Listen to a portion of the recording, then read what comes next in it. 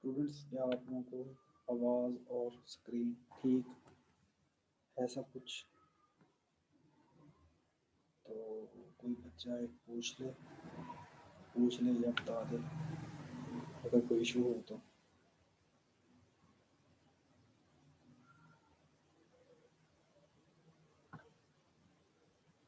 अक्सर बेटा, आप बताओ अगर आपको आवाज़ आ रही है। Is it clear? क्या सब सही है? जी सर, आ रही है। बस ठीक है, thank you very much. Screen भी बेटा नज़र आ रही है ना? जी सर, आ रही है। ठीक है, बस थैंक यू बेटा। जो लोगों की वीडियोस चल रही है ना, वो वीडियोस अपनी ऑफ करें बेटे। अपनी वीडियोस को म्यूट करें, वीडियो ऑफ करें।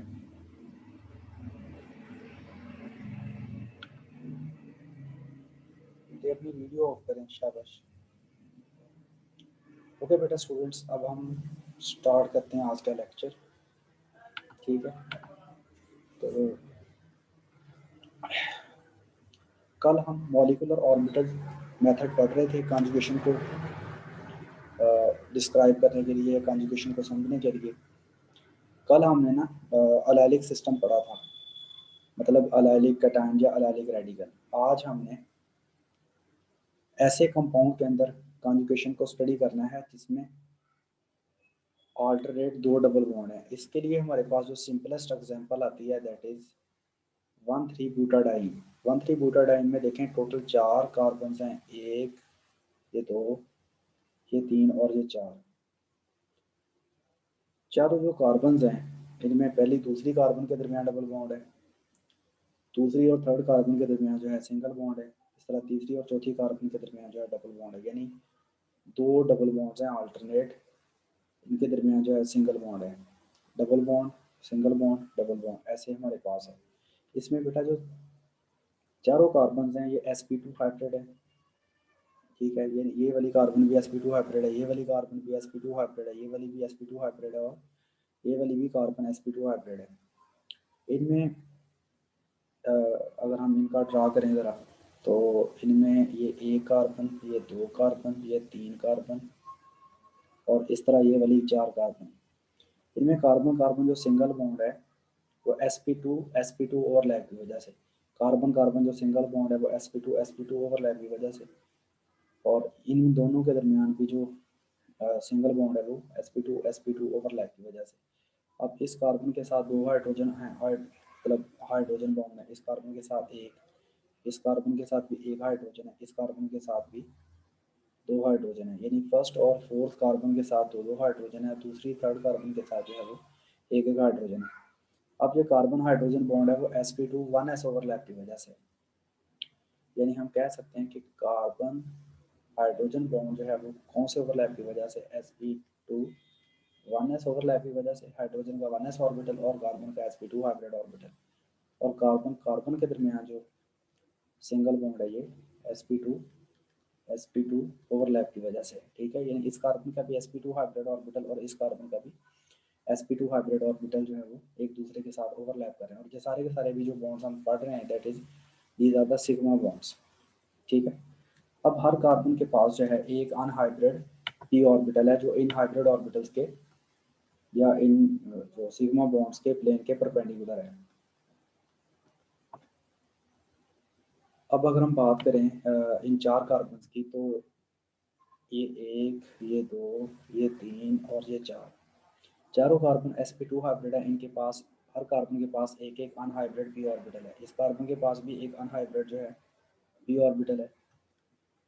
मुदस्सर ने कुछ क्वेश्चन पूछना है? जी मुदस्सर।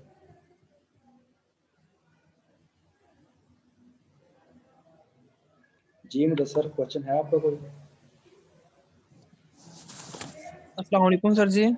वालेकुम सलाम। हाँ जी बेटा, क्वेश्चन बताओ, क्वेश्चन क्या है? हेलो हाँ जी, आवाज़ आ रही है आपको? सर जी, क्वेश्चन तो नहीं है लेकिन वो आवाज नहीं समझ आ रही, जैसे लंबी हो जाती है बात, लंबी हो जाती है आपकी आवाज, समझ नहीं आ रही। अब आवाज़ सही है? यार अब आवाज़ ठीक है? हेलो, आप लोग बेटा मीटिंग को दोबारा ज्वाइन करें अभी 2 मिनट में। अभी 9:04 हुए हैं। मैं अभी इसको बंद करके दोबारा स्टार्ट करते हैं मीटिंग को। तो अगर आवाज़ का इशू है तो आवाज़ का इशू दूर हो जाएगा। तो अभी मैं मीटिंग को एंड करने लगा हूँ।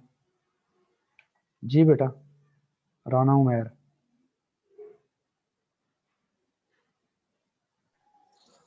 अस्सलाम वालेकुम सर, आवाज़ ठीक आ रही, आपकी सही आ रही थी। वो हाँ उसका मसला होगा नेटवर्क का।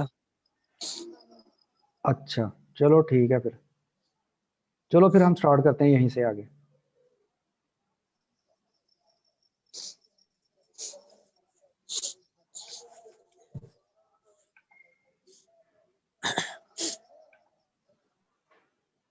एक मिनट जरा।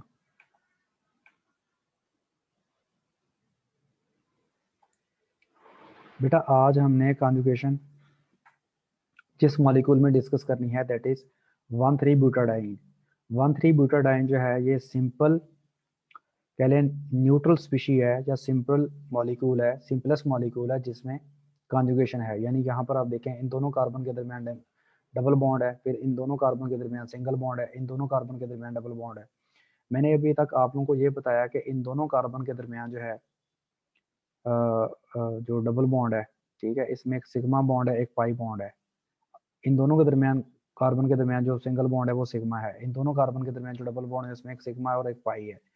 अब अगर हम चारों कार्बन देखें तो इसमें जो कार्बन कार्बन बॉन्ड है, कार्बन कार्बन सिंगल बॉन्ड, वो sp2 ओवरलैप से बना है। इन दोनों कार्बन के दरमियान भी जो सिंगल बॉन्ड है वो sp2 ओवरलैप से बना है। इन दोनों कार्बन के दरमियान भी जो सिंगल बॉन्ड बना है वो sp2 ओवरलैप से बना है। इस कार्बन के साथ 2 हाइड्रोजन है, इस कार्बन के साथ 1 हाइड्रोजन है, इस कार्बन के साथ 2 हाइड्रो सॉरी इस कार्बन के साथ जो है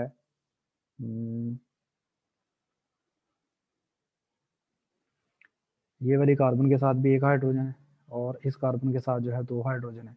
अब यहाँ पर कार्बन हाइड्रोजन जो बॉन्ड है वो sp2 1s ओवरलैप से बना हुआ है। यहाँ पर हर कार्बन जो है वो sp आप कह लें कि 2 हाइब्रिड है, हर sp2 हाइब्रिड है हर कार्बन। अब हर कार्बन के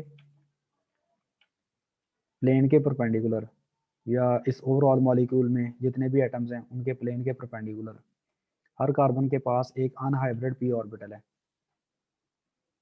कितने कार्बन हैं टोटल? 1 2 3 4। इस कार्बन के प्लेन के परपेंडिकुलर भी एक अनहाइब्रिड p ऑर्बिटल है, इस कार्बन के प्लेन के परपेंडिकुलर भी एक अनहाइब्रिड p ऑर्बिटल है, इधर भी इस कार्बन के पास भी एक अनहाइब्रिड p ऑर्बिटल है जो इस कार्बन के प्लेन के परपेंडिकुलर है, और इस फोर्थ कार्बन के पास भी एक अनहाइब्रिड p ऑर्बिटल है। इन तमाम p ऑर्बिटल्स के अंदर एक एक इलेक्ट्रॉन है। अब ये वाली कार्बन का p ऑर्बिटल इस वाली कार्बन के p ऑर्बिटल से ओवरलैप कर सकता है, ये वाली कार्बन का p ऑर्बिटल इस वाली कार्बन के p ऑर्बिटल से ओवरलैप कर सकता है। ये भी पॉसिबल है कि ये वाला कार्बन का p ऑर्बिटल जो है इस वाली कार्बन से ओवरलैप कर जाए, और ये वाला यानी ऊपर वाले लूप से और नीचे वाला लूप नीचे वाले लूप से।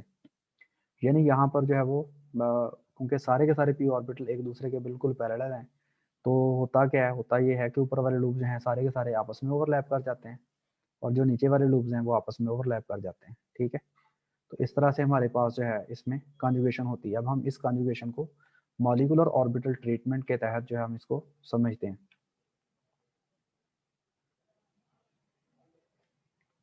तो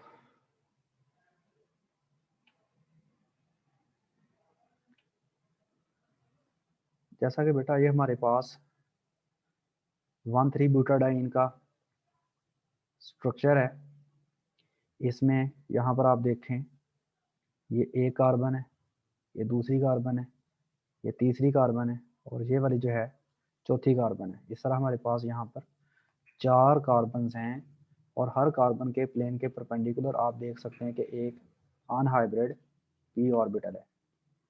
इस कार्बन के पास भी एक अनहाइब्रिड p ऑर्बिटल है, इस कार्बन के पास भी एक अनहाइब्रिड p ऑर्बिटल है, इस कार्बन के पास भी और इस कार्बन के पास भी। अब यहाँ पर आप देखें कि ये कार्बन हैं और इनके प्लेन के परपेंडिकुलर एक अनहाइब्रिड p ऑर्बिटल मौजूद है, यहाँ पर भी इन के अंदर कितने कितने इलेक्ट्रॉन्स हैं, एक एक। कल भी मैंने आप लोगों को बताया था कि जितने एटॉमिक ऑर्बिटल आपस में ओवरलैप करते हैं, मॉलिक्यूलर ऑर्बिटल भी उतने बनते हैं। अब यहाँ पर कितने एटॉमिक ऑर्बिटल्स ओवरलैप कर रहे हैं, 4। मॉलिक्यूलर ऑर्बिटल भी अकॉर्डिंग टू द एमओटी 4 ही बनेंगे, ठीक है। अच्छा, पहले वाला जो है मॉलिक्यूलर ऑर्बिटल्स को हम पाई 1 का नाम देंगे, दूसरे वाले मॉलिक्यूलर ऑर्बिटल को पाई 2 का, तीसरे वाले को पाई 3 का, चौथे वाले को पाई 4 का नाम देंगे। पहले वाले जो 2 होंगे उनको हम कहेंगे बॉन्डिंग मॉलिक्यूलर ऑर्बिटल्स, ठीक है, और ऊपर वाले जो 2 होंगे उनको हम कहेंगे एंटी बॉन्डिंग मॉलिक्यूलर ऑर्बिटल्स।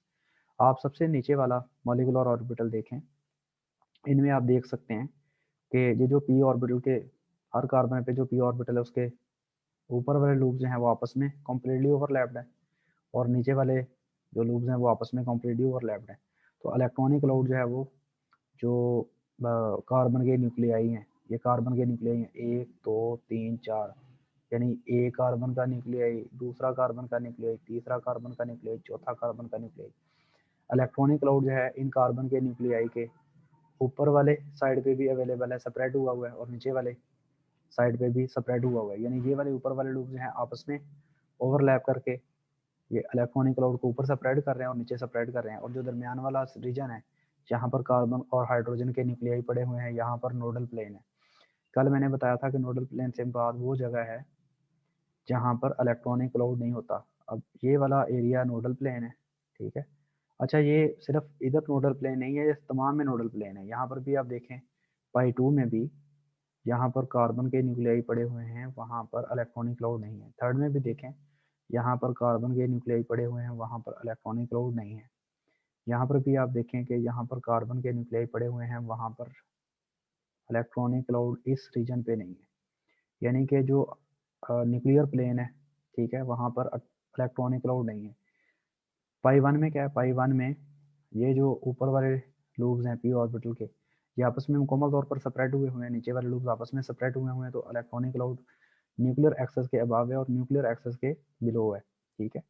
अब यहाँ पर जो है वो अगर आप यहाँ पर देखें ऊपर वाले लूप जो आपस में सेपरेट हुए हैं, यहाँ पर कोई नोडल प्लेन नहीं है, मुकम्मल तौर पर ये आपस में सेपरेटेड है और जो लूप्स हैं, और नीचे वाले लूप जो हैं मुकम्मल तौर पर आपस में सेपरेटेड है और यहाँ पर भी कोई नोडल प्लेन नहीं है, बिल्कुल न्यूक्लियर एक्सेस में नोडल प्लेन है वो तो तमाम में आ रहा है, ठीक है। तो ये पाई 1 है, इसकी लोएस्ट एनर्जी है, ठीक है।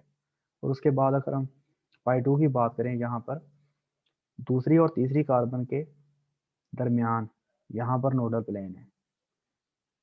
इलेक्ट्रॉनिक क्लाउड जो है वो इन दोनों पी ऑर्बिटल के ओवरलैप करने से पहली और दूसरी कार्बन के ऊपर है और पहली और दूसरी कार्बन के नीचे है। इस तरह तीसरी चौथी कार्बन के ऊपर है, तीसरी चौथी कार्बन के इलेक्ट्रॉनिक क्लाउड जो है वो नीचे स्प्रेड हुआ है।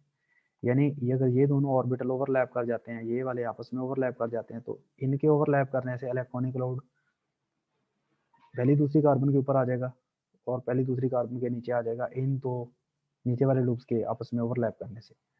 दरमियान में क्या आ जाएगा, नोडल प्लेन आ जाएगा। इस तरह तीसरी चौथी कार्बन के ऊपर वाले लूप्स आपस में ओवरलैप कर जाएंगे। इस तरह तीसरी चौथी कार्बन के जो पी ऑर्बिटल के नीचे वाले लूप्स हैं वो आपस में ओवरलैप कर जाएंगे, तो यहाँ पर इलेक्ट्रॉनिक क्लाउड आ जाएगा। दरमियान में एक नोडल प्लेन है। अब जैसे जैसे नोडल प्लेन बढ़ते जाएंगे, मॉलिक्यूलर ऑर्बिटल की एनर्जी बढ़ती जाएगी। इसमें एक नोडल प्लेन है, यहाँ पर इसको हमने पाई 2 का नाम दिया, पहले वाले में कोई नोडल प्लेन नहीं था, अब यहाँ पर एक नोडल प्लेन है। अब यहाँ पर आप देखो पाई 3 में यहाँ पर 2 नोडल प्लेन्स हैं, एक है पहली दूसरी कार्बन के दरमियान और एक है तीसरी चौथी कार्बन के दरमियान, यानी यहाँ पर एक नोडल प्लेन है, यहाँ पर एक नोडल प्लेन है। अब इसमें इलेक्ट्रॉनिक क्लाउड जो है वो पहली कार्बन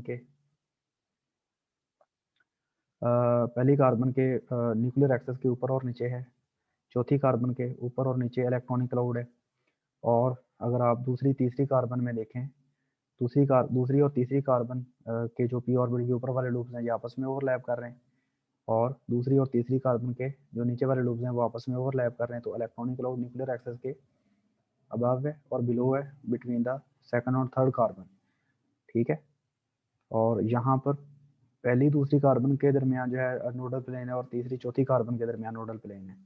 इसी तरह अगर आप यहाँ पर पाई 4 को देखें, यहाँ पर आपको पहली दूसरी कार्बन के दरमियान नोडल प्लेन नजर आ रहा है, दूसरी तीसरी कार्बन के दरमियान नोडल प्लेन नजर आ रहा है, तीसरी चौथी कार्बन के दरमियान नोडल प्लेन नजर आ रहा है। यहाँ पर पाई 3 में नोडल प्लेन 2 थे, अब यहाँ पर नोडल प्लेन जो है वो 3 है, 1 2 3, और एक जो है वो इंटरन्यूक्लियर एक्सेस वाला नोडल प्लेन है। अब यहाँ पर आप देखें कि इलेक्ट्रॉनिक क्लाउड जो है वो पहली कार्बन के ऊपर न्यूक्लियस के ऊपर नीचे है, न्यूक्लियस के ऊपर नीचे है, सेकंड कार्बन के न्यूक्लियस के ऊपर और नीचे इलेक्ट्रॉनिक क्लाउड है, थर्ड कार्बन के न्यूक्लियर एक्सेस के ऊपर और नीचे इलेक्ट्रॉनिक क्लाउड है, इस तरह चौथी कार्बन के न्यूक्लियर एक्सेस के ऊपर और नीचे इलेक्ट्रॉनिक क्लाउड मौजूद है। तो यहाँ पर number of nodal plane maximum है, इसलिए इसकी एनर्जी जो है वो सबसे ज़्यादा है, इसको हमने नाम दिया है पाई 4 का। और यहाँ पर आप देखें कि यहाँ पर नंबर ऑफ नोडल प्लेन जो है वो मिनिमम है, इसलिए इसकी एनर्जी जो है वो सबसे लो है और यह सबसे स्टेबल है। अब यहाँ पर टोटल इलेक्ट्रॉन्स कितने अवेलेबल थे, एक यहाँ इलेक्ट्रॉन था sp ऑर्बिटल में, दूसरा यहाँ, तीसरा यहाँ और चौथा यहाँ। तो हमारे पास 4 इलेक्ट्रॉन अवेलेबल हैं जिनको हमने मॉलिक्यूलर ऑर्बिटल में प्लेस करना है। अकॉर्डिंग टू द MOT बेटे, जितने एटॉमिक ऑर्बिटल आपस में ओवरलैप करते हैं मॉलिक्यूलर ऑर्बिटल भी उतने बनते हैं। यहाँ पर टोटल कितने एटॉमिक ऑर्बिटल ओवरलैप कर रहे हैं, 1 2 3 4, मॉलिक्यूलर ऑर्बिटल भी 4 बन रहे हैं, पाई 1 पाई 2 पाई 3 पाई 4। पाई 1 वाला उसकी एनर्जी सबसे लोएस्ट है, पाई 2 की एनर्जी सबसे उससे ज़्यादा है, पाई 3 की एनर्जी उससे ज़्यादा, पाई 4 की एनर्जी सबसे ज़्यादा। एनर्जी कैसे कैसे बढ़ेगी, जैसे जैसे नंबर ऑफ नोडल प्लेन्स बढ़ते जाएंगे। पहले वाले में कोई नोडल प्लेन नहीं है, दूसरे वाले में एक है जो सेकंड और थर्ड कार्बन के दरमियान है, तीसरे वाले में 2 नोडल प्लेन्स हैं, एक पहले और दूसरे कार्बन के दरमियान और एक तीसरी और चौथी कार्बन के दरमियान, और चौथे वाला जो है उसमें number of nodal planes maximum है, पहली दूसरी, दूसरी तीसरी और तीसरी चौथी कार्बन के दरमियान जो है नोडल प्लेन्स है। अब अगर हम देखें एक ऑर्बिटल, ये वाले अब मॉलिक्यूलर ऑर्बिटल बन गए हैं, नीचे वाले जो दोनों हैं उनको हम कहते हैं बॉन्डिंग मॉलिक्यूलर ऑर्बिटल्स, और ऊपर वाले जो दोनों हैं उन्हें हम कहते हैं एंटी बॉन्डिंग मॉलिक्यूलर ऑर्बिटल्स। ये सिस्टम को स्टेबिलिटी देते हैं, ये सिस्टम को अनस्टेबिलिटी देते हैं। एक मॉलिक्यूलर ऑर्बिटल में मैक्सिमम कितने इलेक्ट्रॉन आ सकते हैं, 2, वो भी जब उनकी स्पिन ऑपोजिट हो। तो यहाँ पर इलेक्ट्रॉन्स कितने अवेलेबल हैं, यहाँ पर इलेक्ट्रॉन्स ये 2 ये अवेलेबल हैं और 2 ये अवेलेबल हैं, यानी टोटल जो एटॉमिक ऑर्बिटल में ये अनहाइब्रिड पी ऑर्बिटल में इलेक्ट्रॉन अवेलेबल थे वो 4 हैं। तो जो हैं पाई 1 में आ जाएंगे, 2 जो हैं पाई 2 में आ जाएंगे, यानी एक ऑर्बिटल में 2 इलेक्ट्रॉन आ जाएंगे पाई 1 में, एक इलेक्ट्रॉन क्लॉकवाइज, दूसरा इलेक्ट्रॉन एंटी क्लॉकवाइज।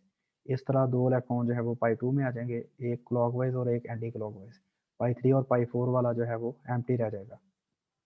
ठीक है, तो ये इसमें हमने इसको इसके अंदर कॉन्जुगेशन को एक्सप्लेन किया विद रेफरेंस ऑफ MOT। यहाँ पर देखें कि किसी को अगर मुश्किल लगी हो, किसी को समझ ना आई हो, वो बता दे। बेटा ये अपना जो है वो वीडियो ऑफ करें, चलो शाबाश बेटे, वीडियो ऑफ करें अपनी।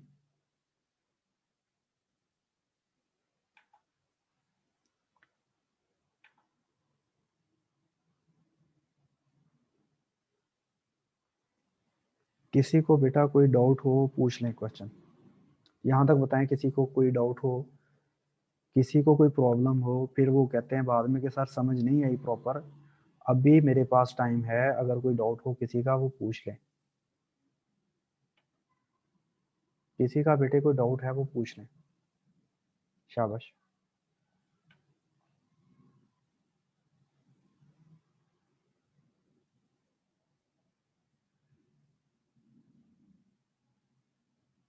किसी का कोई डाउट है वो पूछ लें, हैंड रेज करें अपना, पूछ लें। 1 मिनट ज़रा, मदीहा बेटे ने क्वेश्चन पूछना है। जी बेटा, जी बेटा। सर मैंने आपसे पता समझ तो आ गई है लेक्चर की, मैंने आपसे ये पूछा था जो आपने असाइनमेंट दी है नोमेनक्लेचर की, वो सारे नोमेनक्लेचर लिखने हैं या दूसरे से एक्सटेंड लिखने हैं, और अगर सारे लिखने हैं तो आप रेंज बता दें टोटल कितने पेजेस होंगे। अभी ना अभी हम ये वाला ये चैप्टर पढ़ रहे हैं बेटा। आपकी साउंड, 1 मिनट, आपकी साउंड जो है वो बड़ी इरिटेटिंग है, इधर शोर बहुत आ रहा है। ऐसे आप लोगों को जो नोमेनक्लेचर लिखने के लिए दी गई है ऑर्गेनिक कंपाउंड्स की, उसके ऊपर हम ना उसके ऊपर हम जल्दी लेक्चर स्टार्ट करेंगे। तो जब मैं लेक्चर उसके ऊपर डिलीवर कर दूंगा फिर आप उसको लिखना स्टार्ट करिएगा, ठीक है। तो लेक्चर आप तब लिखने स्टार्ट करें जब आप लोग जो है वो उसको समझ लें अच्छे से। तो मैं इंशाल्लाह समझ आके फिर आप लोगों को कहूँगा कि आप लोग अपना क्वेश्चन लिखना शुरू करें। जी बेटा जैनब सदीक। अस्सलाम वालेकुम सर। वालेकुम सलाम जी बेटे। सर मुझसे क्वेश्चन करना था, कल के लेक्चर में मुझे एक बात की समझ नहीं आई। बोलो। सर आपने कहा था लोकलाइज्ड बॉन्ड, ऐसे कंपाउंड जिनमें लोकलाइज्ड बॉन्ड होता है वो just single liver structure show करते हैं, तो सर वो सिंगल क्यों शो करते हैं, मतलब एक से ज्यादा क्यों शो करते हैं, इसकी रीजन क्या है? बेटा इसकी रीज़न ये है, मिसाल के तौर पर देखो, अगर हम इलेक्ट्रॉन को मूव ही ना कराएंगे, जैसे देखो अगर बेंजीन में हम कहते हैं कि ये वाले इलेक्ट्रॉन्स अपनी जगह फिक्स हैं, अगर हम बेंजीन को ड्रॉ करें, हम कहें ये वाला बॉन्ड इधर ही पड़ा हुआ है, ये वाला बॉन्ड इधर ही पड़ा हुआ है, ये वाला बॉन्ड इधर ही पड़ा हुआ है, तो इसका कोई और स्ट्रक्चर पॉसिबल होगा? मुझे बताओ। ये वाला अगर हम कहते हैं बॉन्ड यहाँ फिक्स है, ये वाला बॉन्ड यहाँ फिक्स है, ये वाला यहाँ बॉन्ड फिक्स है, इसका कोई और स्ट्रक्चर हम ड्रॉ कर सकते हैं? नहीं। नहीं कर सकते। दूसरा स्ट्रक्चर यस। हम तभी ड्रॉ कर सकते हैं जब हम ये कहें कि ये इलेक्ट्रॉन मूव कर रहे हैं, और जब मूव करेंगे तो दूसरा स्ट्रक्चर ये बन जाएगा, यानी ये वाले बॉन्ड अगर इलेक्ट्रॉन इधर चले जाएं, ये इधर आ जाएगा, ये वाला जो बॉन्ड होगा इधर आ जाएगा यहाँ पर, और ये वाला जो बॉन्ड था, ये सॉरी, ये वाला जो बॉन्ड था वो यहाँ आ जाएगा। दूसरा स्ट्रक्चर हमने इसलिए लिखा क्योंकि इलेक्ट्रॉन मूव कर रहे थे। और जब बेटा एक जगह फिक्स है इलेक्ट्रॉन, तो फिर उसका एक ही स्ट्रक्चर पॉसिबल होगा। Is it clear? Yes, thank you sir. कोई बात नहीं बेटे। और कोई किसी बच्चे का क्वेश्चन हो वो बता दे। मौसन ने क्वेश्चन पूछना है। जी मौसन।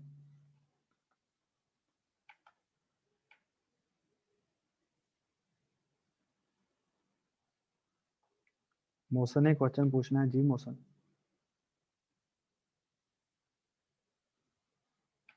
जी बेटा रबिया।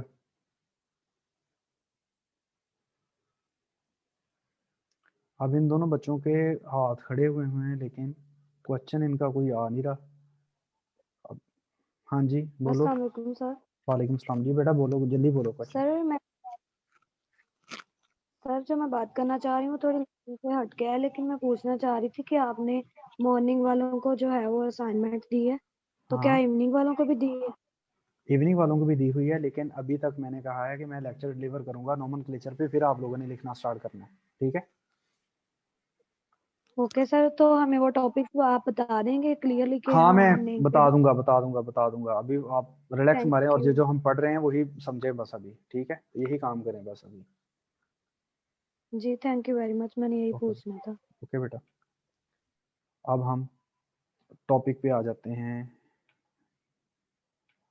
ये बेटा हमने 1,3-ब्यूटाडाइन में हमने MOT के तरीके कॉन्जुगेशन को डिस्कस किया। अब हम बेंजीन में कॉन्जुगेशन को डिस्कस करते हैं विद रेफरेंस ऑफ MOT। ये बेटा बेंजीन के बारे में आप लोगों ने सेकेंड ईयर में बड़ा डिटेल से पढ़ा हुआ है कि बेंजीन जो है उसमें 6 कोनों वाला रिंग स्ट्रक्चर होता है, हेक्सागोनल स्ट्रक्चर होता है, हर कॉर्नर पे कार्बन होती है, हर कार्बन के साथ एक एक क्या जुड़ा होता है? हाइड्रोजन जुड़ा होता है। बेंजीन में हर कार्बन जो है वो sp2 हाइब्रिड है। ये वाली कार्बन भी sp2 हाइब्रिड है, ये वाली भी sp2 हाइब्रिड है, ये वाली कार्बन भी sp2 हाइब्रिड है, यानी सारी की सारी कार्बन जो है वो sp2 हाइब्रिड होती हैं।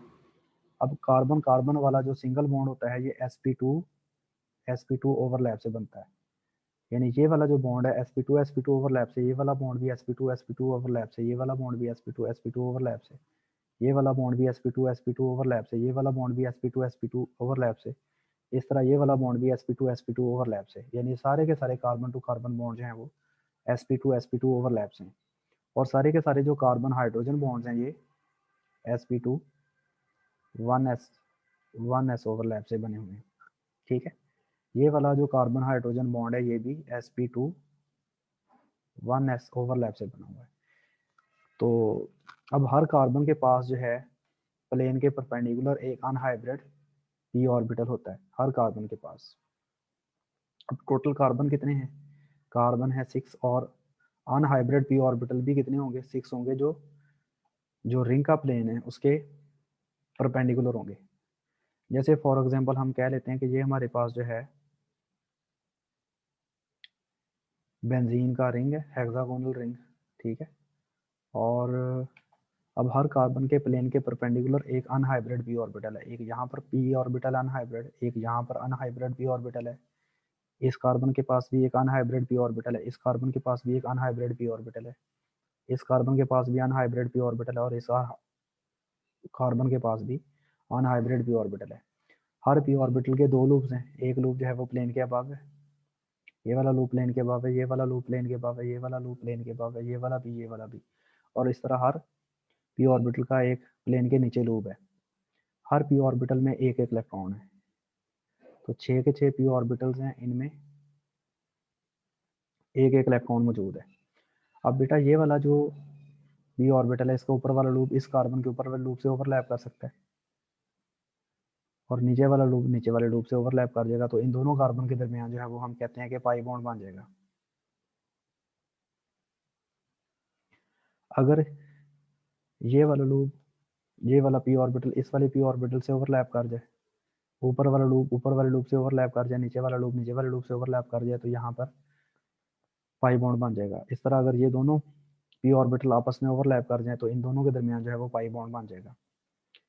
अब बेटा जरूरी नहीं है कि इस वाले लूप ने इस वाले लूप से बॉन्ड बनाना है, इस वाले लूप ने इस वाले लूप से बॉन्ड बनाना है, और इस वाले लूप ने इस वाले लूप से बॉन्ड बनाना है पी ऑर्बिटल ने, ये जरूरी नहीं है। ये भी पॉसिबल है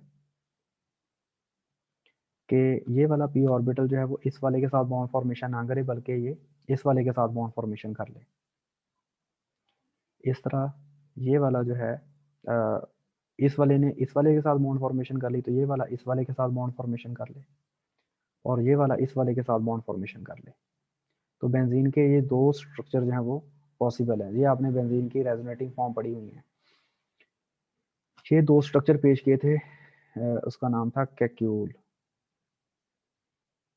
इस तरह आपने ये भी पढ़ा हुआ था कि 3 और स्ट्रक्चर्स हैं जो डिवार ने पेश किए हैं। जैसे ये वाला जो लूप है वो सामने वाले लूप से ओवरलैप कर सकता है, ये वाला लूप इस वाले लूप से पी ऑर्बिटल इस वाले पी ऑर्बिटल से, और ये वाला पी ऑर्बिटल इस वाले पी ऑर्बिटल से। तो ये स्ट्रक्चर है। आपने ये भी पढ़ा था, ये वाला जो पी ऑर्बिटल है इस वाले पी ऑर्बिटल सामने वाली कार्बन के पी ऑर्बिटल से ओवरलैप कर जाए, यानी ये वाला कार्बन का पी ऑर्बिटल इस वाली कार्बन के पी ऑर्बिटल से, इस वाली कार्बन के, और ये वाली कार्बन का पी ऑर्बिटल इस वाली कार्बन से, और ये वाला कार्बन का पी ऑर्बिटल इस वाली कार्बन के पी ऑर्बिटल से ओवरलैप कर जाए। इस तरह बेटा ये भी पॉसिबल है,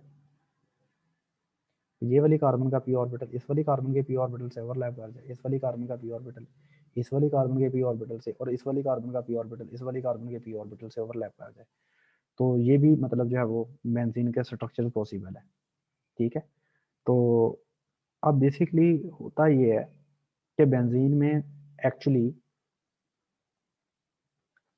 तमाम के तमाम जो पी ऑर्बिटल्स हैं उनके ऊपर वाले लूप आपस में ओवरलैप कर जाते हैं, और नीचे वाले लूप जो हैं वो आपस में ओवरलैप कर जाते हैं। मतलब ये हम कह रहे थे बेंजीन का प्लेन रिंग का प्लेन है, इसमें जो ऊपर वाले लूप्स हैं वो आपस में ओवरलैप कर जाएं अगर, तो ऊपर एक डीलोकलाइज इलेक्ट्रॉन्स का क्लाउड आ जाएगा, और जो नीचे वाले लूप्स हैं ये आपस में ओवरलैप कर जाएं, तो इस तरह रिंग के नीचे जो है पी ऑर्बिटल के इलेक्ट्रॉन्स का क्लाउड आ जाएगा। तो इलेक्ट्रॉनिक क्लाउड जो है वो न्यूक्लियर एक्सेस के अबव लाई कर रहा है और न्यूक्लियर एक्सेस के बिलो लाई कर रहा है in the form of ring. तो बेसिकली एक्चुअली आप लोगों ने बेंजीन का ये वाला स्ट्रक्चर पढ़ा हुआ है। अगर हम इसको मॉलिक्यूलर ऑर्बिटल ट्रीटमेंट के तहत देखें, अभी हमने इसका मॉलिक्यूलर ऑर्बिटल ट्रीटमेंट अभी तक डिस्कस नहीं किया, तो वंस अ मिनट,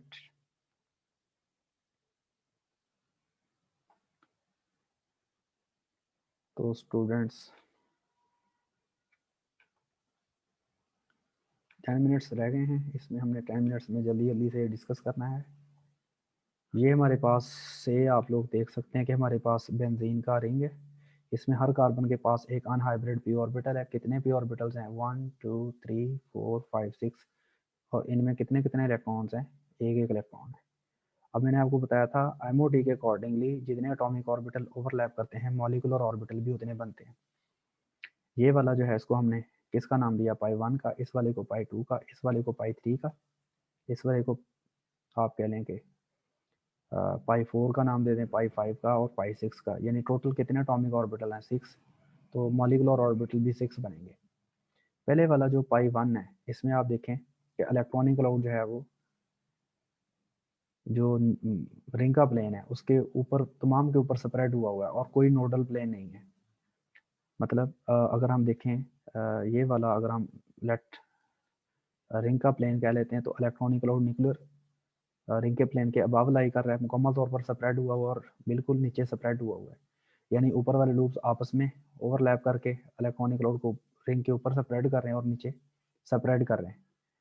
अगर हम पाई 2 और पाई 3 में देखें तो यहाँ पर आपको एक नोडल प्लेन नज़र आ रहा होगा यहाँ पर, और इसमें आपको भी एक नोडल प्लेन नज़र आ रहा होगा। अगर हम इसको ड्रॉ करें तो लेट हम कहते हैं कि या तो नोडल प्लेन यहाँ है या फिर नोडल प्लेन जो है वो इस तरह है।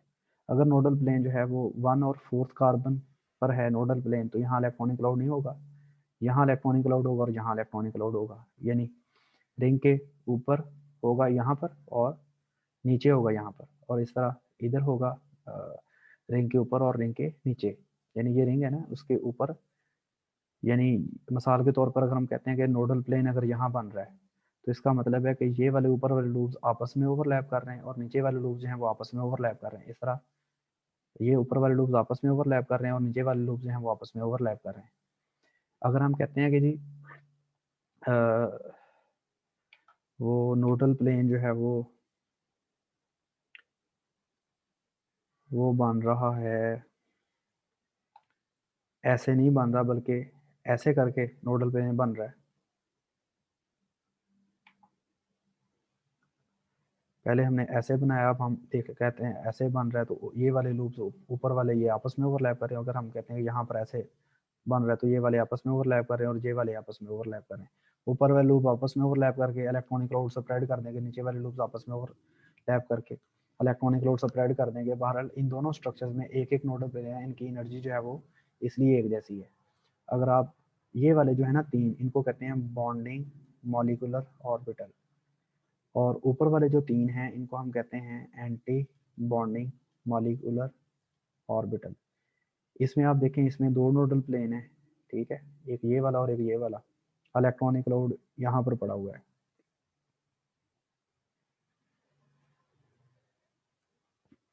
ये 2 नोडल प्लेन हो गए और इलेक्ट्रॉनिक क्लाउड इन कॉर्नर्स पे है। इस तरह अगर हम 2 नोडल प्लेन इस तरह ड्रॉ कर लें तो इलेक्ट्रॉनिक क्लाउड यहाँ पर पड़ा होगा, ये वाली साइड पे। यहाँ पर आपको ये नज़र आ रहा है, ये इलेक्ट्रॉनिक क्लाउड है। यहाँ पर कोई नोडल प्लेन नहीं था, इनमें एक एक नोडल प्लेन है, जिनमें नंबर ऑफ नोडल प्लेन बढ़ते जाएंगे तो एनर्जी बढ़ती जाएगी। एक नोडल प्लेन है, इनकी एनर्जी जिसमें कोई नोडल प्लेन नहीं है उससे ज़्यादा है। अब इनमें दूंगे 2 नोडल प्लेन है, इनकी एनर्जी जो है वो और ज़्यादा है। अब अगर आप पाई स्टार 3 में देखें, जिसमें नंबर ऑफ नोडल प्लेन कितने, 1 ये वाला हो गया, ये वाला बिल्कुल सीधा, और एक ये वाला क्रॉस जैसे, ठीक है। इसमें नंबर ऑफ नोडल प्लेन्स कितने हैं, 1 2 और 3। तो इसमें number of nodal plane maximum है, इसलिए इसकी एनर्जी भी मैक्सिमम है। और नंबर ऑफ नोडल प्लेन्स के इन बिटवीन जो है वो इलेक्ट्रॉनिक क्लाउड है, जो इस रिंग के प्लेन के ऊपर और बिलो होगा। अब यहाँ पर देखें, जितने एटॉमिक ऑर्बिटल्स ने ओवरलैप किया है, मॉलिक्यूलर ऑर्बिटल्स भी उतने ही प्रोड्यूस हुए हैं। पहले वाला जो है पाई 1 है, दूसरे वाला पाई 2 और पाई 3, जो दूसरे और तीसरे वाला। अच्छा, दूसरे और तीसरे वाले की एनर्जी हम कहते हैं कि सेम है। वो क्यों सेम है जी? क्योंकि इनमें नंबर ऑफ नोडल प्लेन्स 1 1 है। जो पाई स्टार 1 और पाई स्टार 2 है, इनमें नंबर ऑफ नोडल प्लेन्स 2 2 हैं, इसलिए इनकी एनर्जी इक्वल है। और पाई स्टार 3 जो है इसकी एनर्जी जो है वो मैक्सिमम है, इसमें number of nodal plane maximum है। अब अगर हम ये वाले ड्रॉ करें, यहाँ पर एक ये ऑर्बिटल है, ये कितने ऑर्बिटल्स हैं, 2 हैं, यहाँ पर भी 2 ऑर्बिटल्स हैं, और ये वाला भी एक ऑर्बिटल है। इसका नाम है पाई 1, इसका नाम है पाई 2 और इसका नाम है पाई 3। ये बॉन्डिंग मॉलिक्यूलर ऑर्बिटल है। और जो पाई स्टार 1 है, पाई स्टार 2 है और जो पाई स्टार 3 है, इनको हम क्या कहते हैं कि ये एंटी बॉन्डिंग मॉलिक्यूलर ऑर्बिटल है, ठीक है। अब इलेक्ट्रॉन कितने आने हैं, 1, ये 2, ये 3, ये 4, ये 5 और ये 6, यानी 6 एटॉमिक ऑर्बिटल हैं। 6 इलेक्ट्रॉन आपने कम्यूटेट करने हैं, 2 आ जाएंगे पाई 1 में, 2 आ जाएंगे पाई 2 में और 2 आ जाएंगे पाई 3 में। टोटल आ गया 6। तो जो बॉन्डिंग मॉलिक्यूलर ऑर्बिटल्स हैं, इनमें 6 इलेक्ट्रॉन्स आ गए और 6 ही यहाँ एटॉमिक ऑर्बिटल थे, एंटी बॉन्डिंग वाले जो हैं वो बिल्कुल सारे के सारे एम्प्टी रह गए। ठीक है, तो ये था बेंजीन का मॉलिक्यूलर ऑर्बिटल ट्रीटमेंट। तो हम इंशाल्लाह कल को रेजोनेंस वाला टॉपिक पढ़ेंगे, तो इंशाल्लाह आपको उम्मीद है समझ आ गई होगी। इसके बारे में अगर कोई क्वेश्चन है वो आप हाथ खड़ा करके पूछ लें, मेरे पास 3 मिनट्स का टाइम है, तो अगर कोई क्वेश्चन है वो पूछ लें। ठीक है, तो आई होप सो आप लोगों को कोई होगा क्वेश्चन तो पूछ लेंगे लाजमी। अब इसमें बच्चे का कोई क्वेश्चन है ये पूछ ले जी। जी अस्सलाम।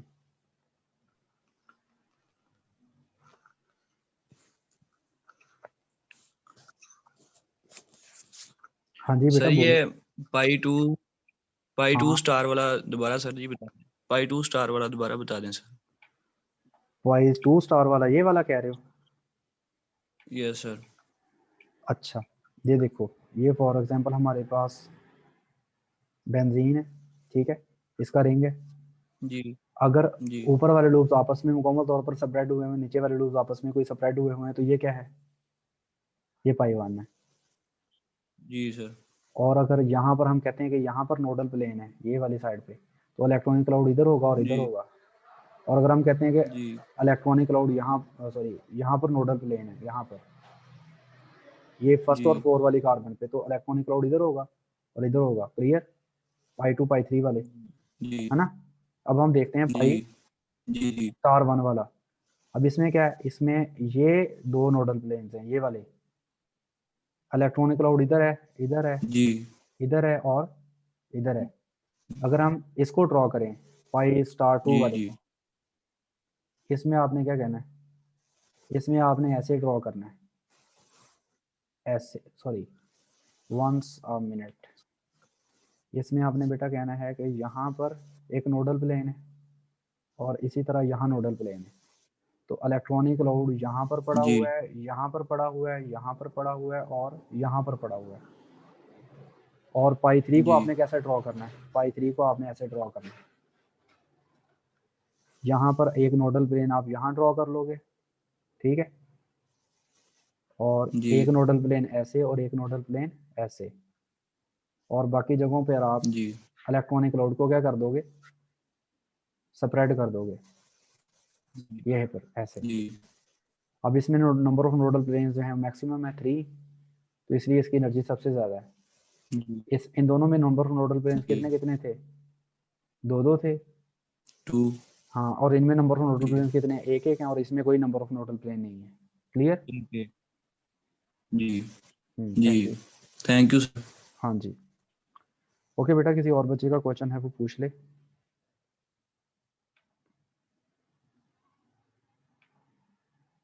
चलो बेटा, थैंक यू वेरी मच। किसी का कोई क्वेश्चन नहीं है तो अगर जरनब का है क्वेश्चन, 1 मिनट। जी बेटा,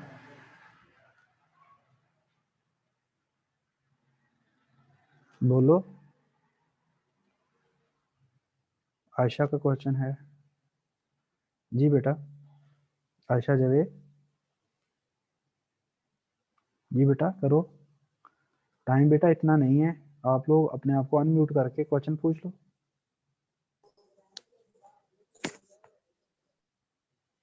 चलो जी, लगियां ने मौजा लाई रखी सोने। थैंक यू वेरी मच बेटा।